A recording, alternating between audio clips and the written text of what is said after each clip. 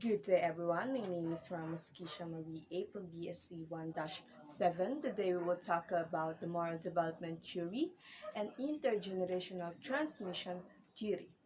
But before we proceed our lesson, let's have some activity. The power picks one word.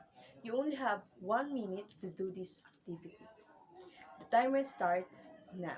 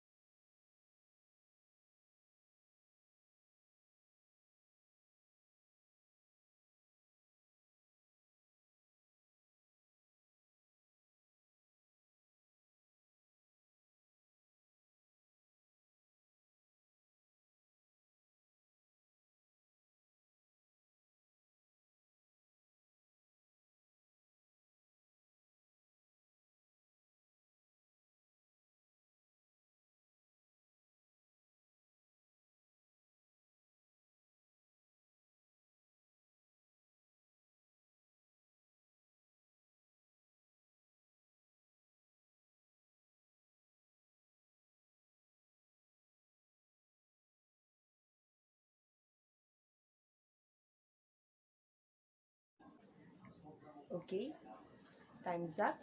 The answer is moral development intergenerational. Listen to the inspiring story of Haynes de Lima. Let's read. A man who named Haynes, who lived in Europe, had a wife whom he loved very much.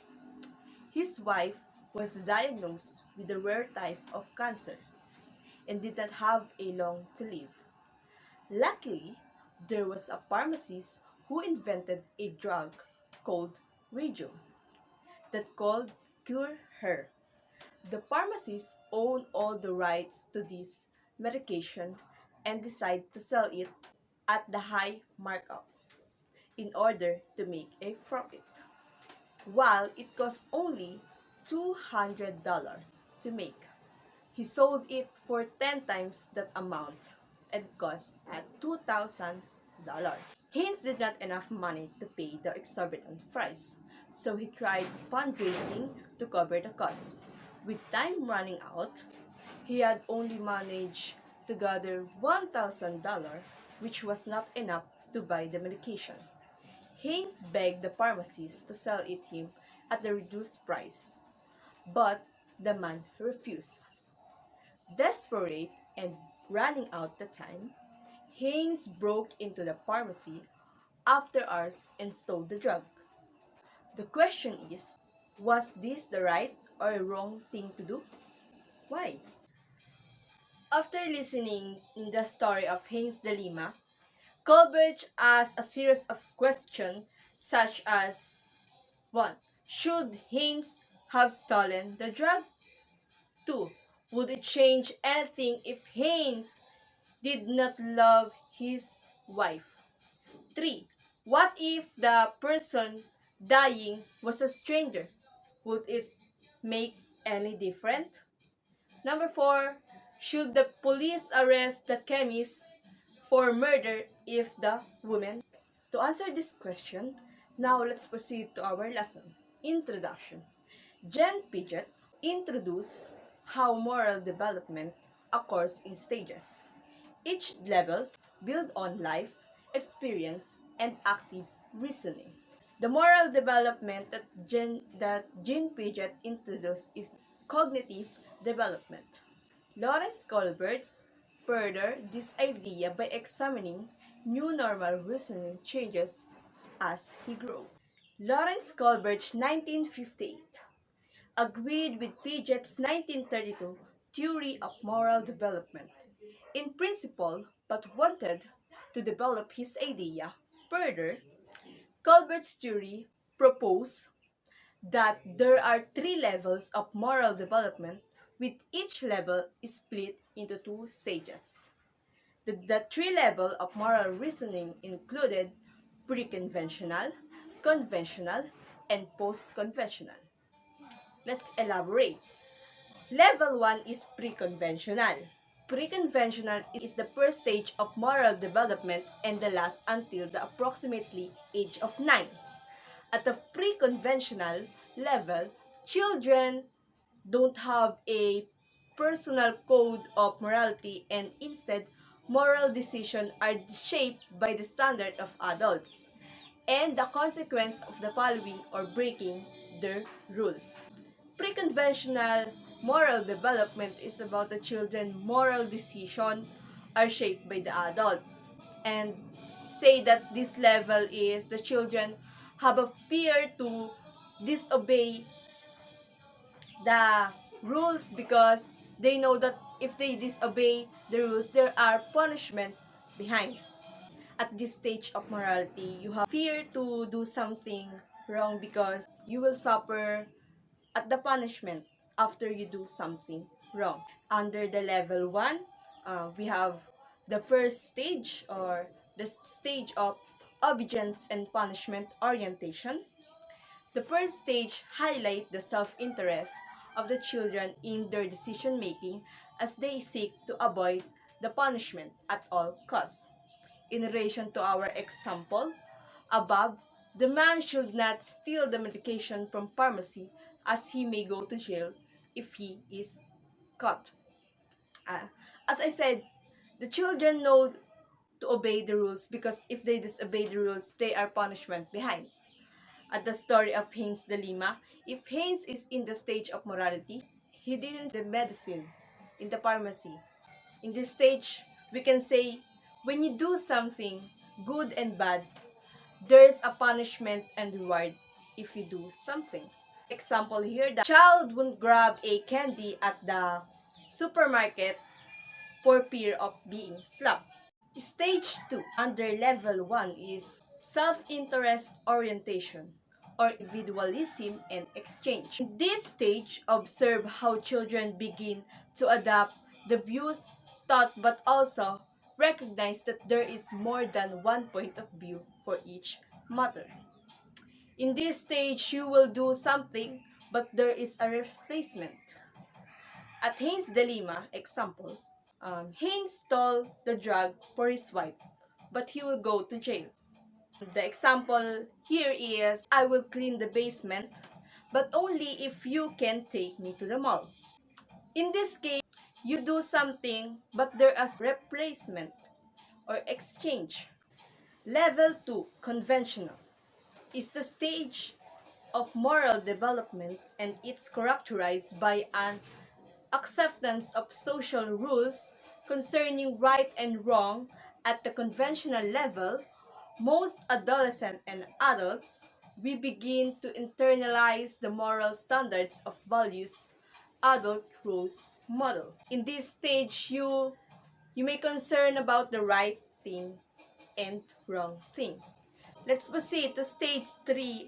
Stage 3 under level 2 conventional, interpersonal accord and conformity. This stage recognizes the desire to be accepted into societal groups as well as how each person is affected by the outcome. In this stage, you want that other person think that you are good to accept by the others. The example here is, I never swear in front of my grandma because I want her to think I am good person. You want others to think that you are good to accept you.